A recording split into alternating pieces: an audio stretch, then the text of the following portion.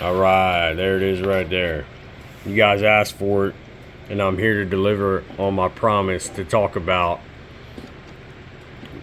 some of my favorite carry guns, and this is right there at the top of the list. Let's talk about the 686-3 6-inch barrel. All right, good evening, folks. Happy Father's Day to all of you out there. I know it's a late greeting, but happy Father's Day to my dad, my personal hero. And I'm a good breeder myself, and I got kids around here, so we had a good weekend. And today's Juneteenth, and I say happy Juneteenth to y'all. Um, I think a lot of people look at that holiday and say, "Oh, that's some liberal horseshit."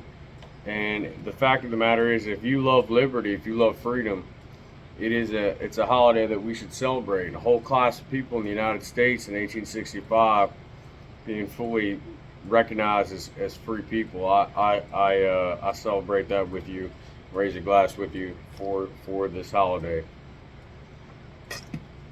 Now, I will tell you that I do not recommend revolvers for new shooters. Straight up. Okay? I do not recommend revolvers for most people. And I've coined this phrase, and you guys can take it to the bank. You can write it down. This is my quote. Other instructors will steal it. Other people will steal this phrase. But a revolver is the manual transmission of handguns. Okay? A revolver is the manual transmission of handguns. I've said that before. This is stick shift. Okay? Stick shift. I like to drive stick, but the fact is, most people don't know how to do it anymore.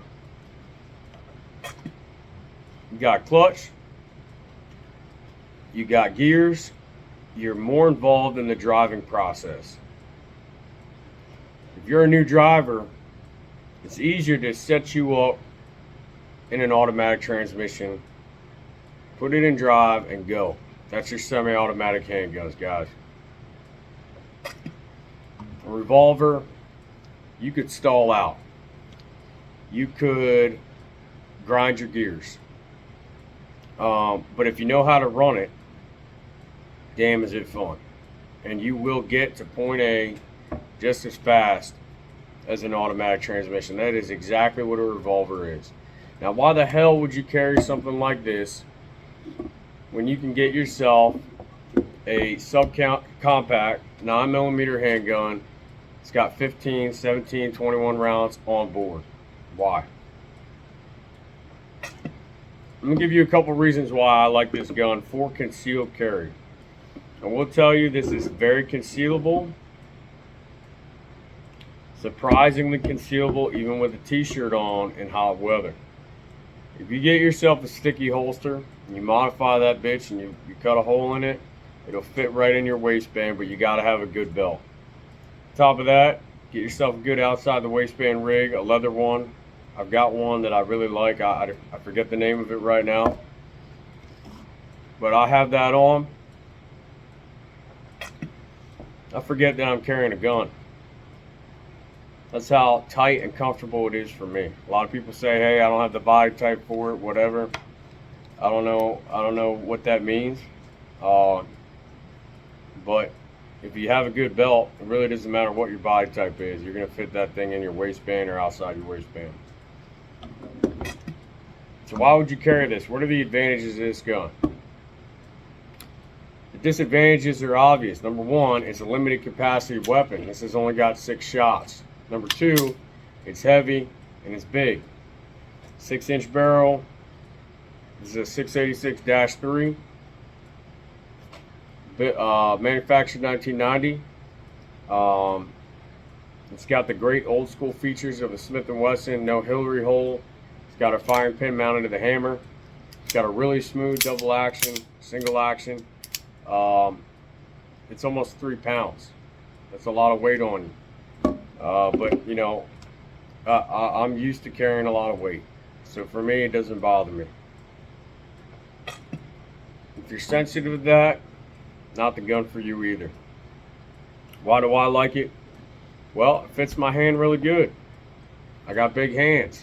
When you draw a weapon, you want to make sure you get a handful of gun. That's so important to have that immediate final firing grip. You want to be able to get on target quickly.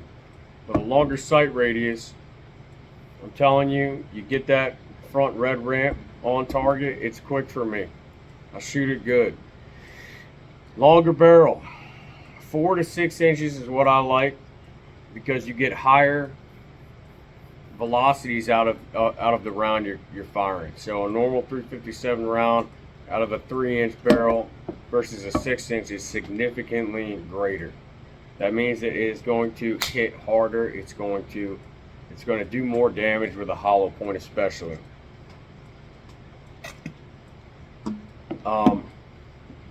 And then the last reason is it's just what I like to carry.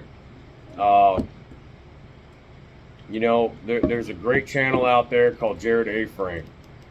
Fantastic channel, check him out. He did a great video on the M16A2 service rifle and why it was a better service rifle than the predecessor, the M16A1. One of the things they did is a beefier gun, had beefier handguards, felt like a rifle. And in his words, which I think is brilliant, he said it has a psychological effect for the soldier or Marine who's carrying that rifle.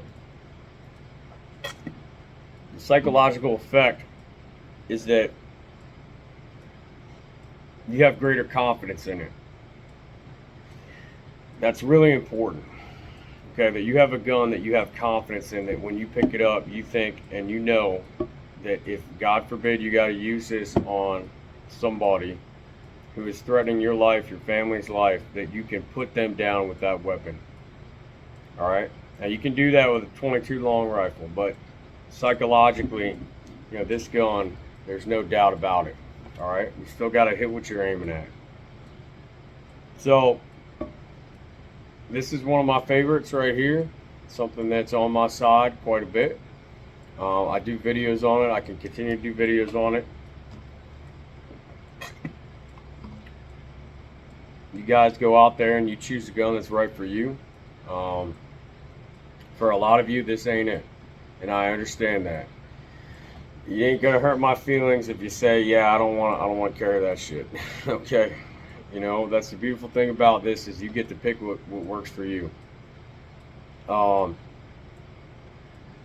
686 was introduced in 1980. It had a recall in 87. A lot of agencies in the mid to late 1980s were packing an L-frame. Maybe for the psychological benefit, in a 4-inch typically. But for me, it feels good. I run it well, and you know, I don't have to really explain myself too much because it's my choice. But I also make sure that, you know, my wife can pick this up in the event of emergency and run this gun also. All right, you got to know your reload techniques. You got to carry a speed loader, speed strip on you, and you got to know how to use it. Now, somebody just asked me recently, hey, you know, how does this stack up against a Glock? If it's in the sand, if it's in the mud, if it's dropped hard on the ground. If that happens, I'll tell you right now that, you know, a revolver cylinder, if it's dropped hard enough, can break the yoke. The cylinder can get dislodged. With wood grips, you can crack the grip. A lot of sand and mud, you can cause all kinds of fucking problems with it. Okay. But for the mission set of a North Carolina state trooper in 1987 on the street anywhere in the country, I'm gonna say countryside really, this gun can take down a bear, a deer, and a crazed lunatic high on methamphetamine. So in that case, it's good for all of that. If you have to be fighting in a bloody trench with sand and mud and water, and you're going hand-to-hand combat, banging this thing around, I don't know. I would hope that it would hold up. All right, guys, I'm running out of time. Hope you enjoyed the video. got any questions, let me know. I'll do some videos of shooting it again, and then I'll post up another gun here in a little while. Stay head up, eyes up out there. Appreciate your comments. I do read them, and I appreciate your support. We'll see you guys later.